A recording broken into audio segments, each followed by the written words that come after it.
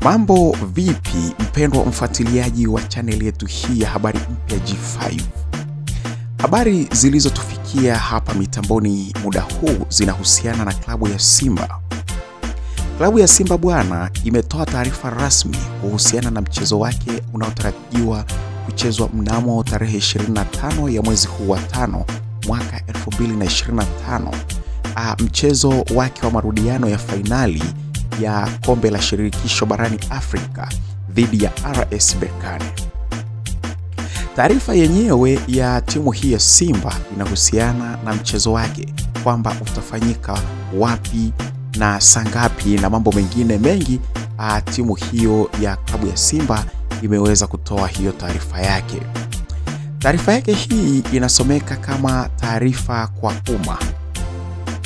Inasema hivi: uongozi wa klabu ya Simba unapenda kuwafahamisha kuwa licha ya jitihada zote zilizofanywa na serikali, TFF na klabu katika kuhakikisha kwamba mchezo wetu wa fainali ya kombe la shirikisho barani Afrika dhidi ya RS Berkane wa tarehe 25 Mei 2025 unafanyika katika uwanja wa Benjamin Mkapa zimeshindikana.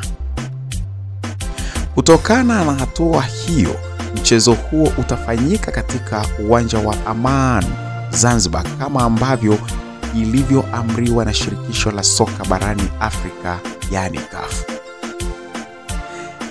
Tunawaomba mashabiki na wapenzi wetu kuwa waweze kuwa watulivu katika kipindi hiki. Aidha, tutatoa taarifa rasmi ya mchezo huu na hatima ya mashabiki wetu kuelekea katika mchezo huu ambao ni mchezo muhimu sana kupitia mkutano wetu maalum na wanahabari kesho tarehe 20 Mei 2025 saa 5 kamili asubuhi katika ofisi za klabu ya Simba Oyster Bay jijini Dar es Salaam. Imetolewa na Zubeda Sakuru, afisa mtendaji mkuu klabu ya Simba, leo tarehe 19 Mei 2025.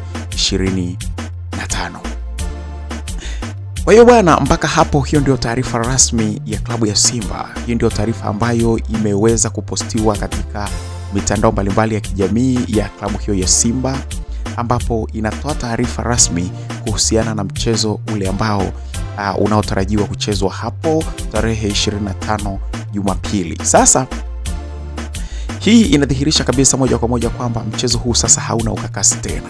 Hauwezi ukachezwa Benjamin Mkapa, bali utachezwa huko visiwani Zanzibar katika uwanja wa Amani kama ambavyo tetesi zilivyokuwa zinasema hapo awali. Sisi bwana kama Habari Mpya G5 hatuna la ziada mpaka hapo. Tumeshakuletea hiyo taarifa, imeshakamilika, na kumbuka kwamba habari zetu ni za kuaminika kabisa. Basi usiache kubonyeza neno ambalo limeandikwa subscribe liko chini ya video hii. Libonyeze hilo ili uweze kupata habari mbalimbali kila wakati, na ni habari za kuaminika kabisa. Hii ni Habari Mpya G5. Endelea kubaki na mimi.